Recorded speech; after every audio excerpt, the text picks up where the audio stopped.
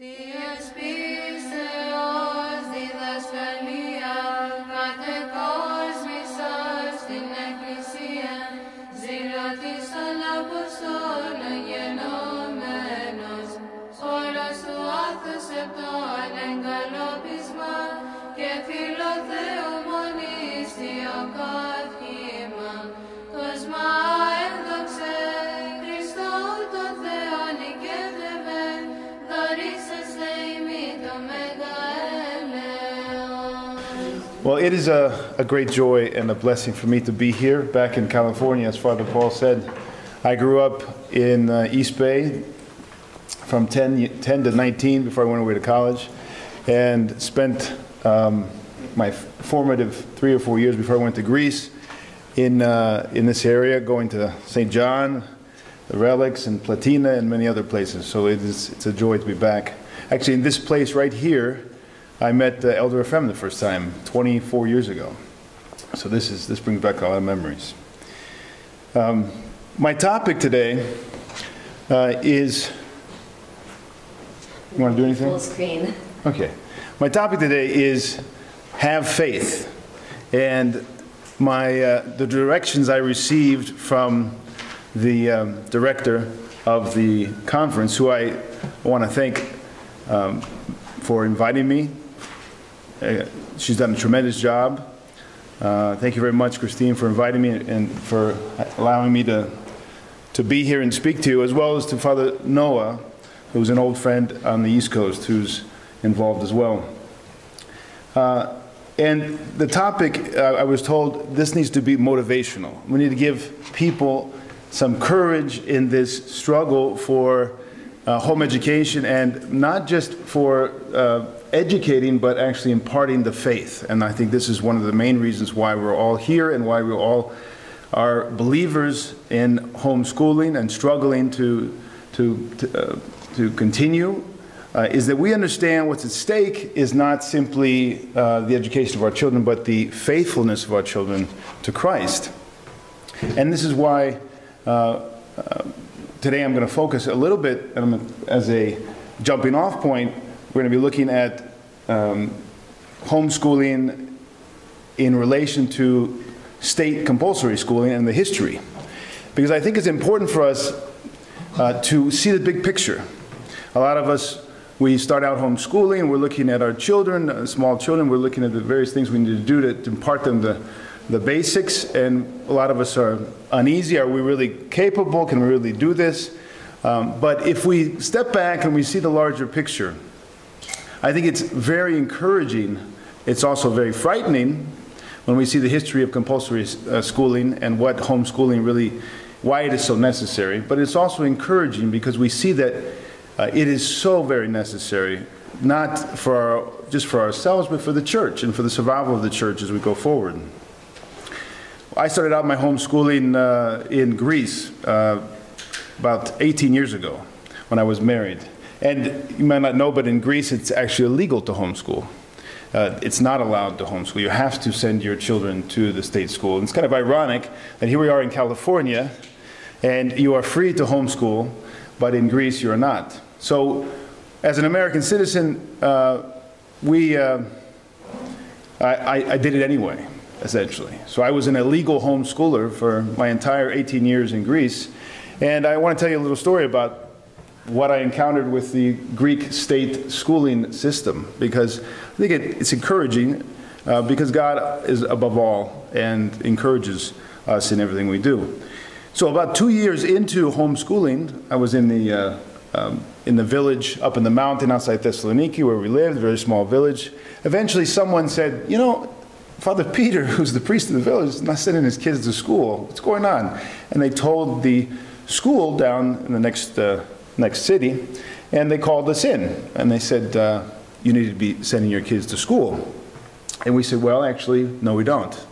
I'm an American citizen. In America, this is the kind of education system that we have. And here, our children are enrolled online. We were actually enrolled with St. John of Shanghai and San Francisco Academy, distance learning, we called it. And we presented him the paperwork, and he didn't really know what to make of it, because probably in Greece there's about 5 or 10 people who homeschool, and they're probably all foreigners. In any case, he said, well, I have to submit the paperwork to the state because this is a requirement. You have to send your kids to school. And then he tried to convince us why it's so important to send our kids to school. And of course, in Greece, comparatively, you might say, well, why, Father Peter, did you feel it's so necessary? You'll see after I present about compulsory state education, why I think it's necessary. And of course, comparatively, 18 years ago, things were much better, and probably much better than California in terms of what kind of influences that they were bringing into the school system. But it goes beyond just the threats, the moral problems in the school. It goes to the whole heart of what it means to raise a child, how to raise a child, how that child is going to react to you, and when he should start learning, and when he should start, or she should start leaving the house and being far from the mother and the father. There's a lot more to homeschooling than just the education. It's much more involved. And it's the compulsory state education is actually much more diabolical than it looks when you understand the history. So we stood our ground, and he sent the papers to the state of Greece, the Department of Education, and we never heard from them. And we did our education for the next 15 years in Greece, all of our children. And I still don't know what happened. But my guess is they just said, why bother with a crazy priest up in the mountains from America? And then we learned as we went on, there were more Greeks becoming interested in homeschooling in Greece.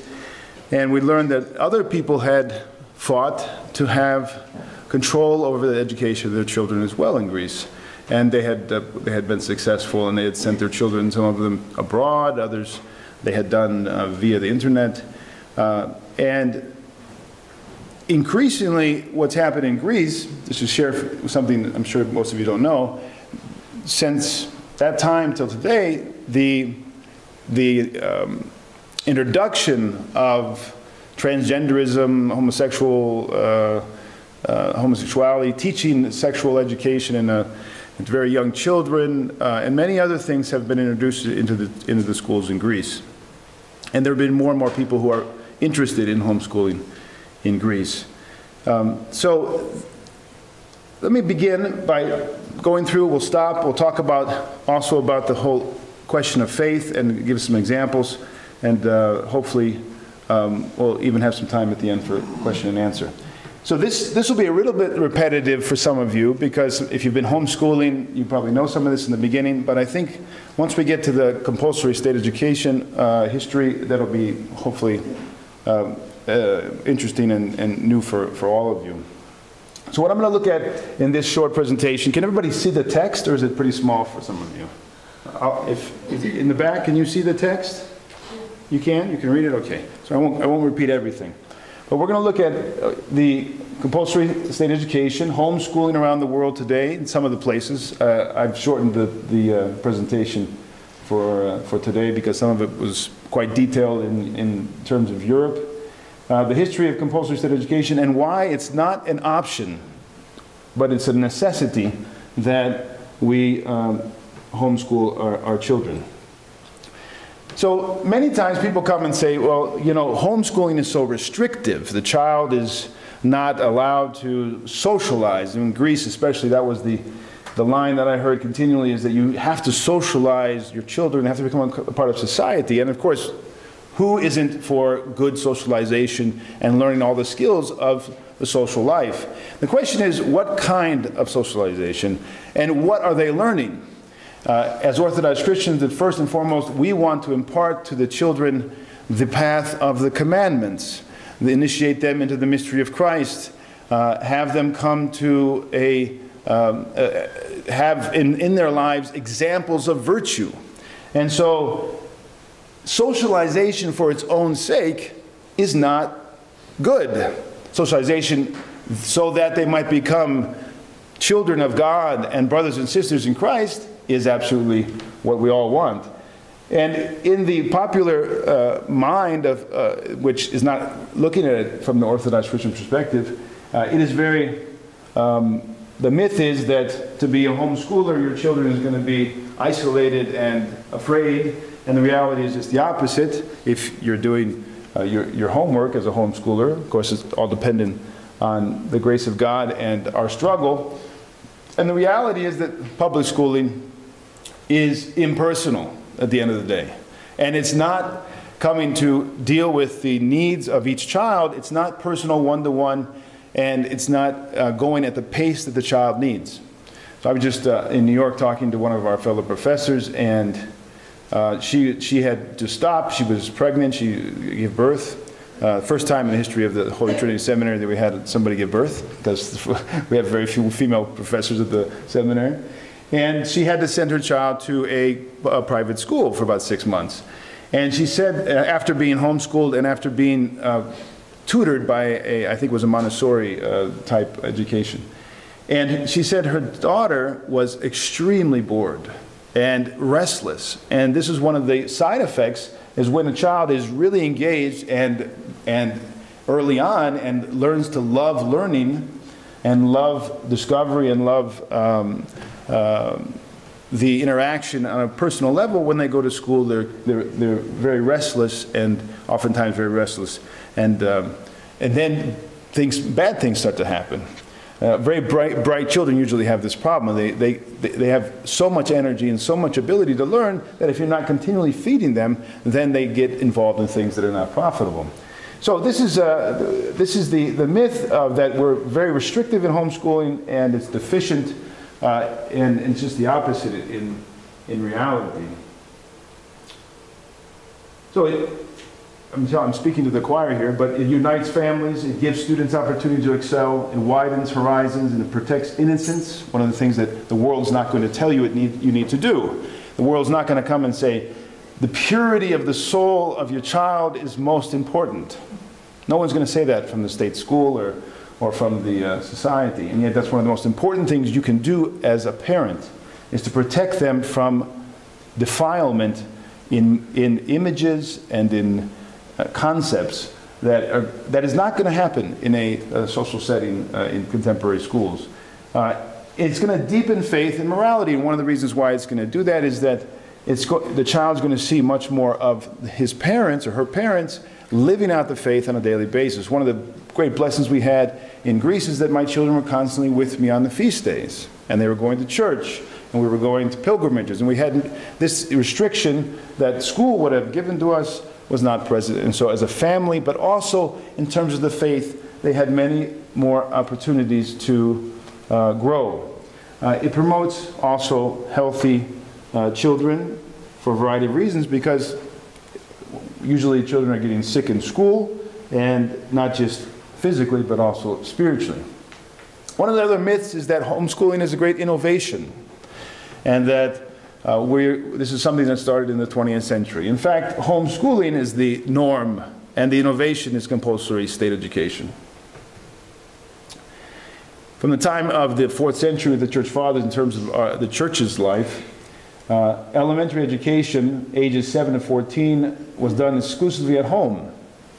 7 to 14. St. Basil the Great, when do you think he went to school? Anybody? The great St. Basil that everybody refers to in terms of classical education and Christian understanding of it. When do you think he went to school? Anybody know? You want to take a guess? About 15 years old, when he actually left the house and went to school. And secondary education from 14 or 15 on. So this idea that children need to leave at 5, and now it's even 4 or 3 to go to a babysitter, is the exception. It's the innovation, and it's very dangerous and very problematic for the development of the child to leave his mother or father so early. And so I say here, as I just said, kindergarten and daycare were entirely unknown during the ancient times. The majority of the saints were homeschooled. If you look at the lives of the saints and you pay attention to the lives of the saints, you'll see that the idea of state schools didn't exist. Education was done on a tutoring basis, and the norm was, as I said, much later than it is today. St. Basil the Great himself supported the personalization of instruction as something necessary. In fact, this personalization was on the level of individuals, not of groups or students.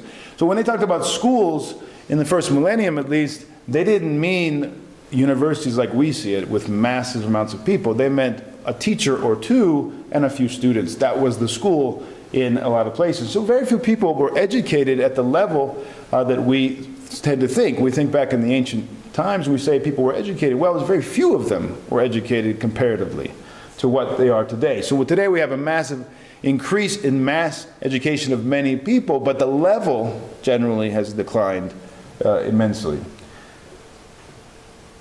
And when do you think, I don't know if you saw that already, but when do you think compulsory and state education began? How many years ago? 1800s? Right at the beginning of the 19th century, 1780s. So that's a 200-year-old, and that slowly developed. It did not, only in the 20th century do we see the kind of state education that exists today. And we'll talk about that. You already know how to do this, but how to put it into practice. This was a presentation I originally gave to clergy in Greece, because the people were asking me, clergy, I had a clergy conference, and they said, what is this homeschooling that you're doing? So I presented to them. So some of this is more applicable to people who are totally new to homeschooling. But there is a wide variety of things that people can do in terms of homeschooling in North America, in terms of interaction with other homeschoolers. And of course, the Orthodox community is not that big, and one needs to have discernment on what kind of interaction you're going to have with other non-Orthodox. But there's plenty of things available in most communities today, so you can take advantage of that as a homeschooler. I'm going to move on, though, so we can look at, these are some examples of, there's Father Noah, of different things and different ways people can put their homeschooling into practice. But my concern is more in the history today. Homeschooling worldwide, I don't know if you've seen this, but this is an example of actually more and more states are allowing homeschooling at different levels of legality. And so the yellow is with presuppositions. There are a few states without presuppositions at all, not many. The red it's illegal. So in some parts of the world, especially in Eastern Europe, a lot of places it's illegal to homeschool, but that's changing every day.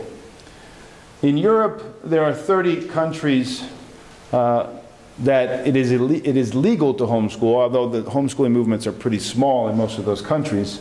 And there's 6 countries that it's illegal, and Germany being the most well-known and most repressive. And after that, Sweden, actually, it's not listed. Sweden is also, it's technically legal, but there's a lot of repression. And Slovakia, Bulgaria, Greece, Orthodox countries that do not allow homeschooling, Romania, and Holland.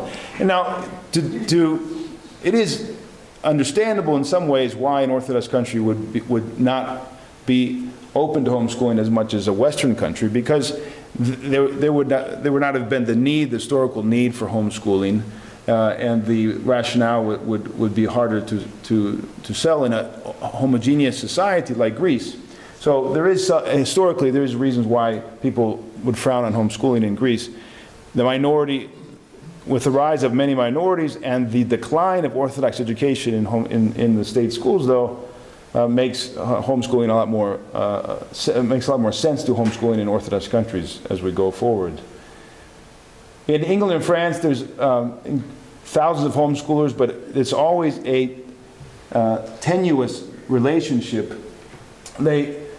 Although it grows slowly in England, it doesn't really, hasn't really established itself, and there's always pressure, and there's always laws. Right now, there's another law that just was introduced to change it and make it more restrictive. And so there's always a struggle in these countries, even though it is legal, to homeschool. 8,000 as of a couple of years ago in France, and also in cooperating with the state.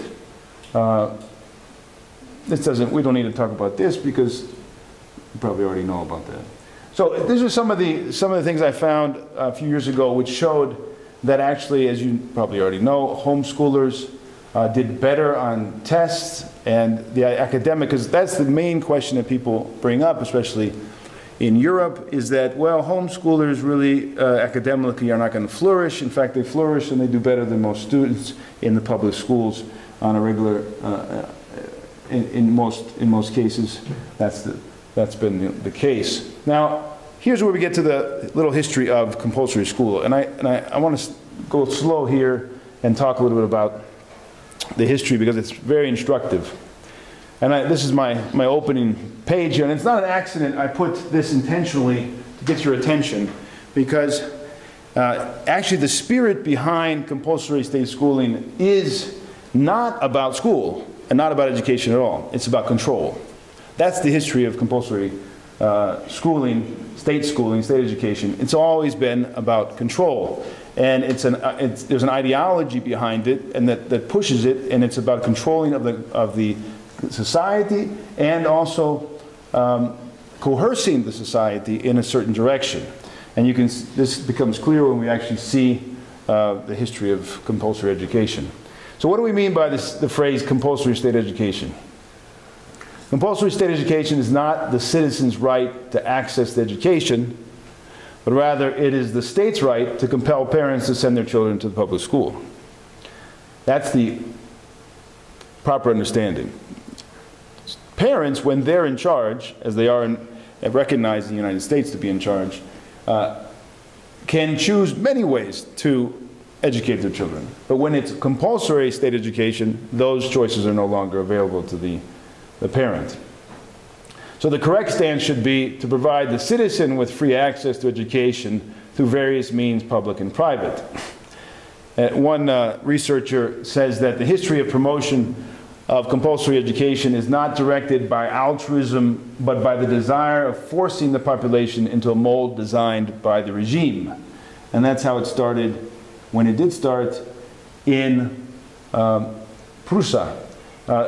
What are the roots of compulsory education? Well, they start with the Reformation. And it's not an accident they start with the Reformation. The Reformation was the force behind the introduction of compulsory education in Germany in the 16th century.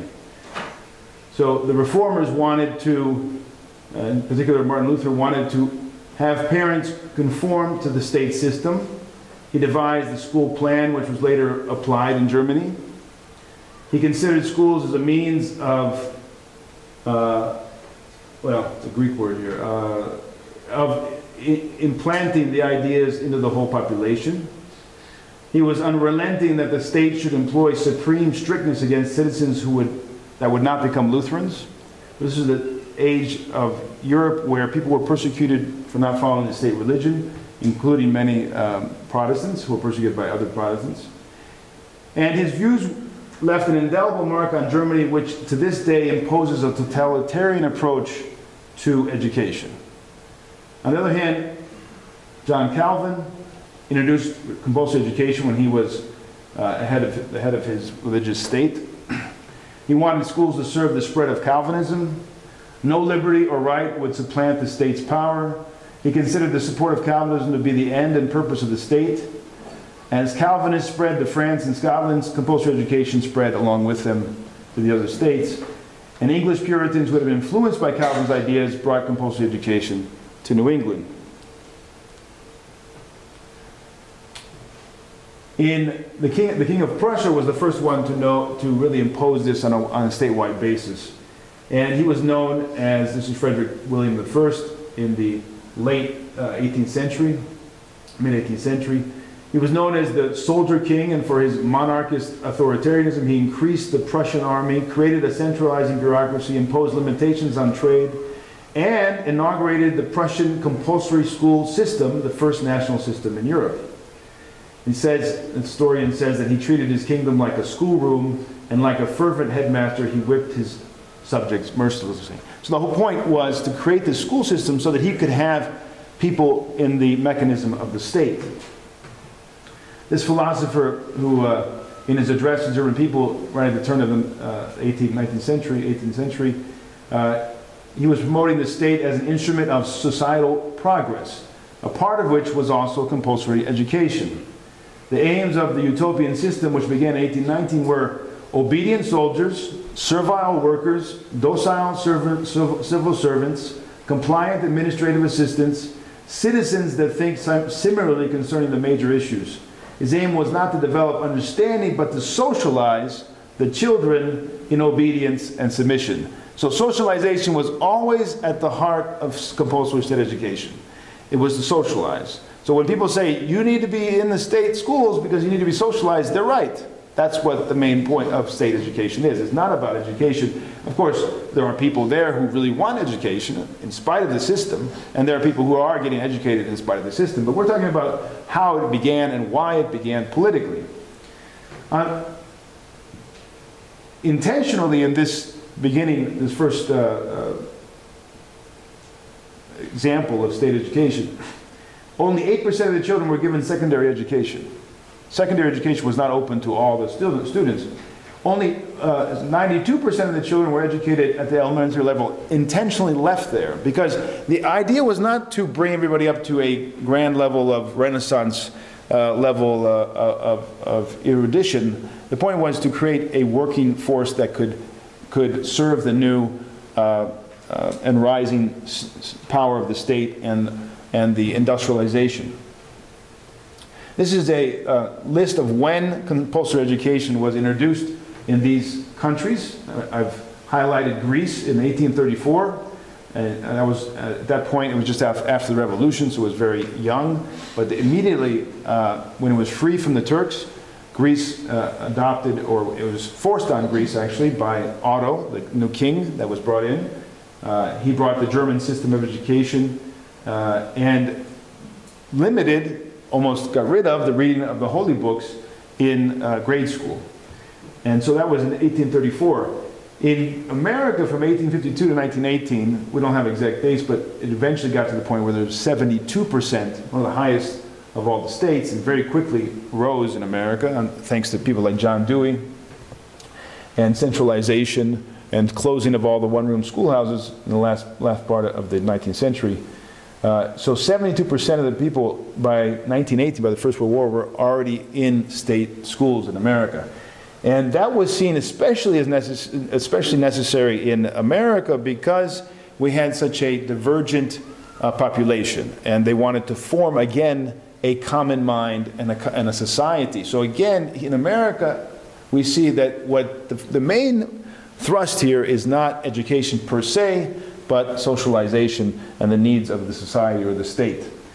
So that the 19th century saw the slow rise of compulsory education, but that was still only 3rd, 4th, 5th, at the most 6th grade. It wasn't until the totalitarian governments in the 19th century that you had this very quick increase to 8th, 9th, 10th, and even 12th grade. And you can see here, this was all happening right about the time of the First World War until the Second World War. And the first to apply compulsory education and declare homeschooling illegal were these states here. In Russia, right at the time of the revolution, Vladimir Lenin introduced a new system of universal compulsory education. Lenin established 4 years of compulsory elementary education in the countryside and 7 years in the cities. He increased them in the cities. In 1938, the National Socialist leadership under Hitler signed the Law for Schools, by which it rendered homeschooling and every other alternative educational method illegal. And this law is still on the books. This is still the law that when they go and they check, they say, what, is it legal, is it not legal? This is the law they're referring to. It hasn't essentially changed since that time.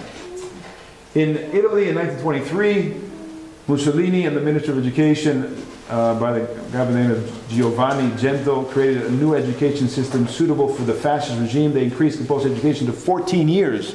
So that's what we see eventually happening all over the world, but they were one of the first. So right now in Europe, America is not the case, thanks be to God. But in Europe is really a state of war between homeschoolers and a few states where we have repression. And Germany and Sweden are the most notable. Germany is the most authoritarian in the world. They persecute homeschoolers, they have fines, imprisonment, and even abduction of children by the authorities. You can go online, you can read stories of this. And when you have one story here, I think it was in Tennessee, They had sought asylum and stayed for a few years, a family, but then eventually they were forced. I thought they were forced back. I lost track of the story, but I think they were forced back to Germany.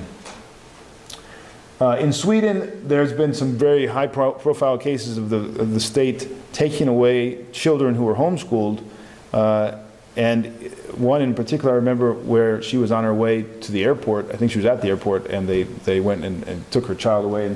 And to this day, as far as I know, that family has not gotten the child back.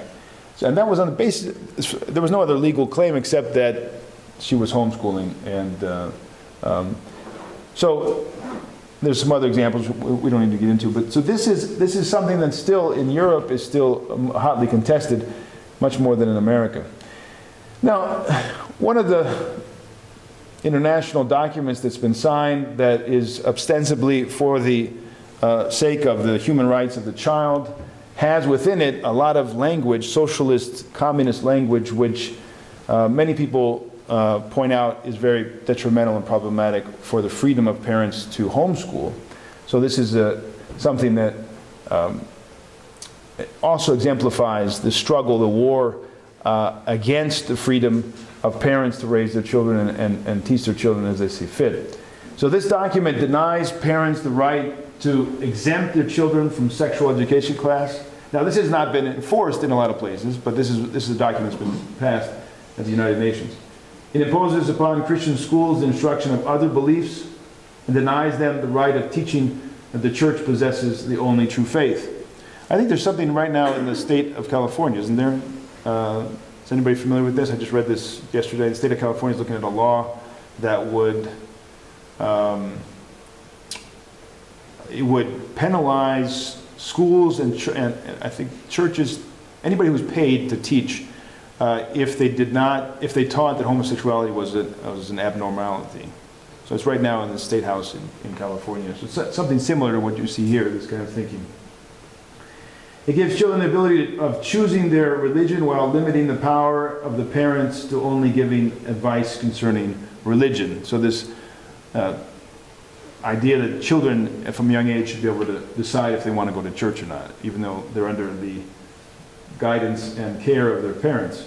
It enables the state to intervene in any of the parents' decisions if the authorities judge that these decisions were not in the child's interest. That's exactly what's happening in Sweden. That's the kind of approach the state has for the children that have been taken away in Sweden. It gives children the right of audience with the authorities for every decision of the parents with which the child disagrees. It gives children the right to access information on sexual education, abortions, and included without the knowledge or consent of the parents. It denies parents the right of enforcing justified corporal punishment on their children, spanking, and it denies parents the right of homeschooling, just as it was being proposed in the United Kingdom. That law actually failed. That was a law back in 2009 which was going to deny homeschooling in England, but it did not pass.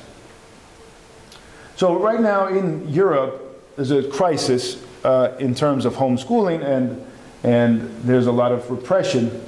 J.S. Mill said 250 years ago, no friend of orthodoxy, but he's right here, a general state education is a mere contrivance for molding people to be exactly like one another, and in proportion to its efficient and as it is efficient and successful, it establishes a despotism over the mind, leading by a natural tendency to one over the body. So again, people realize this when this whole movement in the 1800s for compulsory sex education, there were philosophers, there were people in Europe who said, this is not about the interests of the children, it's not about the interests of the parents, it's about the interests of the state and forming minds. So in this context, why am I telling you all this in a talk called Have Faith? Well, because it's not just about you and your child. It's actually about the survival of the church. It's about the survival of Christian identity. It's about keeping our children pure from an ever-encroaching demonic system of control. And if you see and understand the history of compulsory education, you realize how much how important it is for us to retain control over the education of the children. It's a matter not of just of education, as I said in the beginning, but of faith and of Christian identity and survival. So three things to consider why it is so necessary, and it's not an option, it's a necessity. It's very obvious, I think, in America, but in Greece it's perhaps even more obvious in many ways because we have the stark contrast of a Greek Orthodox culture, society being trampled upon by European and Greek secular atheist ideology. So it's very startling in Greece to see the change within. I was there 20 years. I saw the change in 20 years. People who've been there for 50 years have obviously seen this massive change. So it's very clear to us that the state will be used to impose anti-Christian ideology on the children. So that's the first reason why it's essential. The second thing is that increasingly public education, public schools are not educating. I was just talking to a Romanian woman who teaches in a school in Pennsylvania, and I said to her, well, how's it going in the school there? And she says, well, I'm pretty much a babysitter. I go there and I take care of the kids and I make sure they don't hit each other. And that's where we've devolved in terms of state education in many places. Because of this dissolution of morality and society, increasingly there's no expectation that children, not easy to impart education to children who are not being raised in homes where that is being encouraged. And number three, instead of being a place for learning, the state education is becoming a reform school of the new man. And just give you some examples of this. State education today is, as we said, in the hands of anti-Christian forces. It has a monopoly, at least in Europe it does, on education. The rights of parents over the education of children is violated. Besides it, obviously we all know also what children go through if they're Christians and they're a minority in a school. We know what they go through in terms of bullying and pressure to conform and to go with the broad path. And the state actively influences the formation of the conscience, the ethos of the behavior of the Christians rejecting Christian education at home.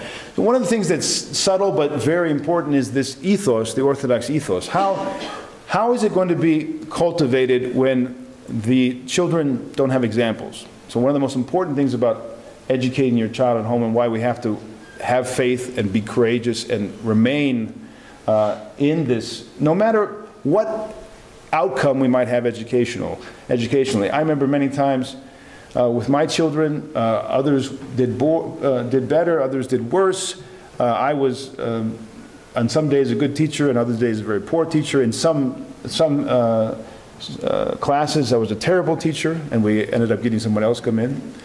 So there's plenty of reasons to say, well, I'm not doing the best for my children. But in fact, those aren't the first reasons why you homeschool. The education of the child is not the first and foremost reason why we homeschool. And so you have to check that despair, that lack of courage or lack of confidence, and always remember that what we're imparting here is much more.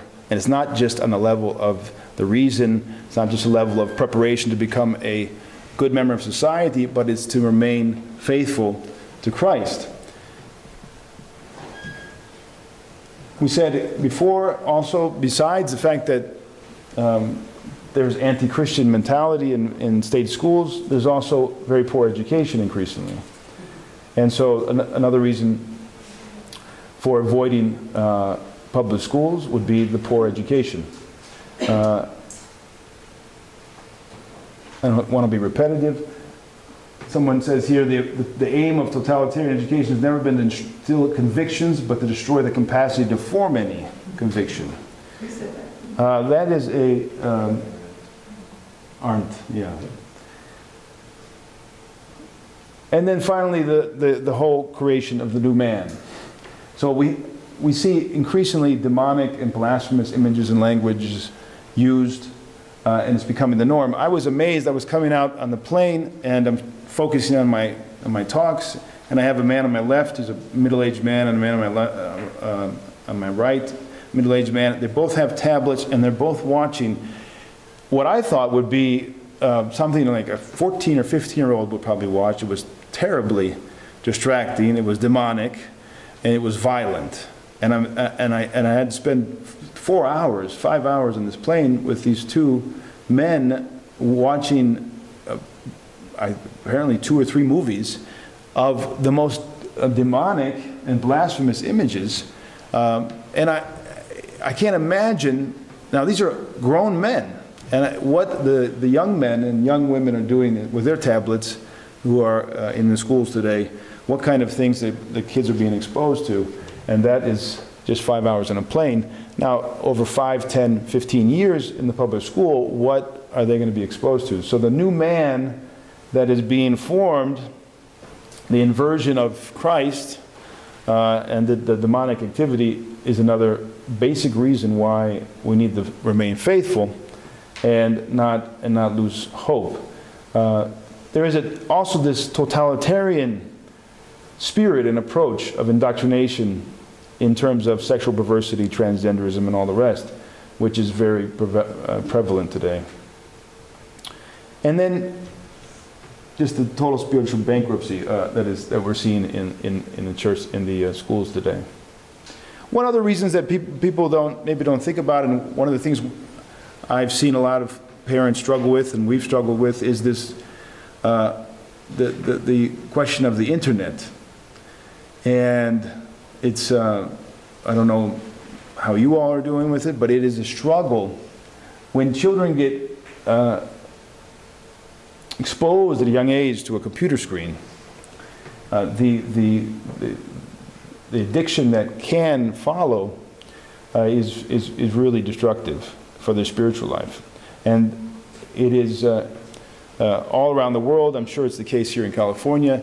At younger and younger ages, children are getting exposed and are expecting to come to school with their laptop or with their tablet, and it becomes a way of life from a very young age. But it's been shown by a number of studies that this is very destructive, not just for their attention span, but for their development of their minds. So another thing that we need to avoid, and we can avoid, and we should avoid in home education, is the exposure and the addiction of the computer or the TV screen or whatever it is that they might be watching. It creates unsocial behavior, indifference towards learning, and also aggressive behavior. So another danger that is present. This made an impression on me when I was doing research for this, that the Baptists, which I guess is the largest Protestant group in America, have been, I'm not sure if they've carried it out, but they've been planning and discussing a mass exodus from public schools for some time. And if they understand what's at stake, and the people in the Baptists that understand the urgency of homeschooling, well, I think the Orthodox should definitely understand it as well. It says in this document that I found, as Christians, we ought to be planning a Christian education future for our children. Christian parents have a duty to provide their children with a Christian education. And truly, in Scripture, it's very clear in the Proverbs and elsewhere that is one of the main tasks of the parent is not education per se, but formation of the soul of the child. And when we stand before the judgment seat of our Lord, He's not going to ask us if they got into Harvard or if they were lawyers or doctors. He's going to ask us if they were faithful and if they had made progress in purification and illumination and deification, the spiritual life. And he says here, a few hours at Sunday school and at church will not have a great influence on the faith and worldview of the child than 40 or 50 hours a week at the public school. So they get that, and we should too. Another quote here, the acquisition of complete control over the education of the youth of a state is an integral part of controlling the population. These are communist socialist ideas that are behind all state education, even in America. Famously, Father Seraphim Rose who said, he repeated it, I don't know if he actually said it, but that what they experienced in Russia yesterday, we'll experience in America today. And the reason why that's the case is because communism and capitalism are two sides of the same coin. They're both godless, and they're both run by greed and by passion and not virtue. And they're also totalitarian in terms of their spirit. One is a totalitarian system, a political system. Another one is a economic system, but they're both totalitarian. So this spirit of control by the state is very likely to be our future here. It already is, actually. Finally, and this is the last thing, and then I'm going to talk a little bit about faith, question of faith, and then we'll open it up for questions or we'll adjourn. We're heading again to the secret schools. You know what the secret schools are in Greece? During the Turkish period, the Christians had secret schools. They were forbidden to have schools by the Turks. So they went underground. They had in the churches or in the homes, the priests or whoever was educated in the community, in the villages, they would teach the children using the liturgical books of the church. And the great educator and apostle to Greece, Saint Cosmas Etelos, said famously, when he preached and went around Greece during this period, at the end of this period in the 1700s, he said to them all, you must educate your children, open up schools if possible, but educate your children, and for the purpose of what? And this is what I'll get into in my second talk. For the purpose of learning the faith and reading the scriptures. He did not go around Greece to open up schools per se, so they may become educated, but that they might become educated in order to learn the faith. And this is where we're headed. And this is why we have to understand our role is not to have great ideas for our children's educational future, but to have be focused on the preservation of the faith, just like St. Cosmas was with the Greeks. That's why we're educating them. That's the role of education in their life. If it's beneficial and salvific, that's the end of their education, to serve their salvation and to serve the church. So, a few words, and then I'll close with some thoughts on faith today. Homeschooling is as I said, a major part of our struggle to save our children from the hostile environment of contemporary education, and it's a place where we create these oases of Christian formation. Again, as I said, it's not a personal decision only. It's an ecclesiastical need.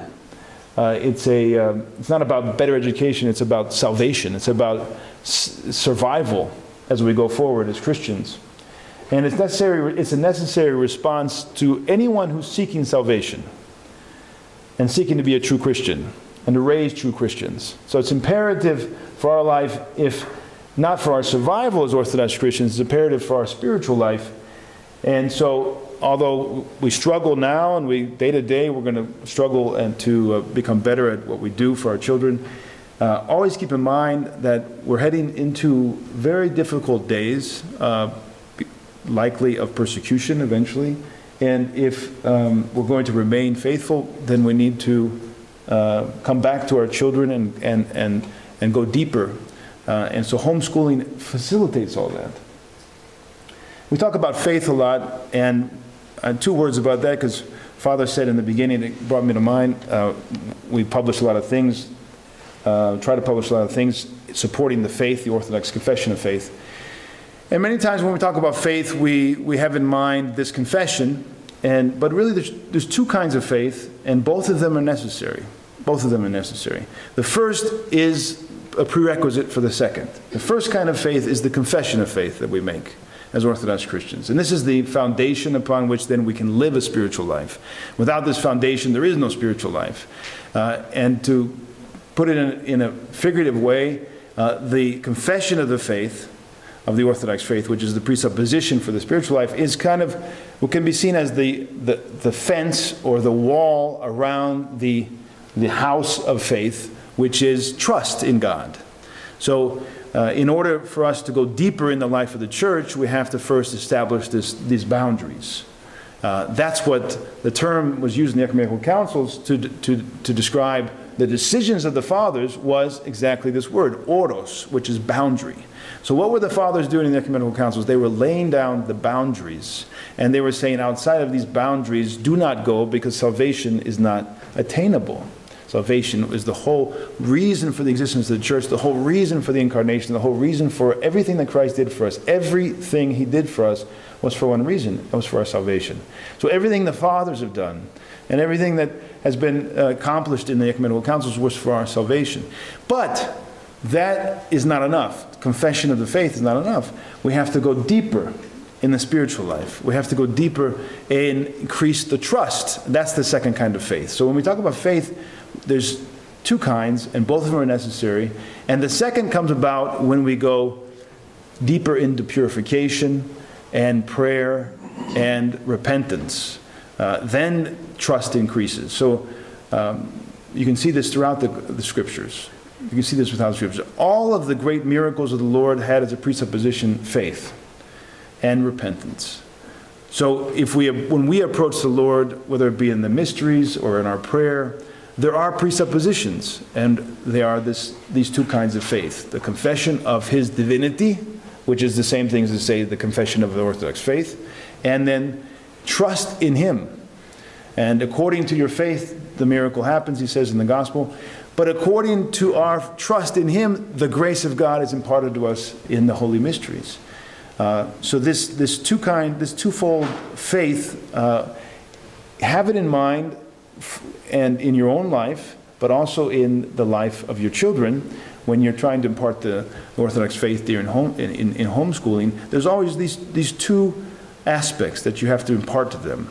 They have to understand the boundaries and the foundation of their life, which is the confession of Christ's divinity and this church, and then they have to go deeper in trusting him.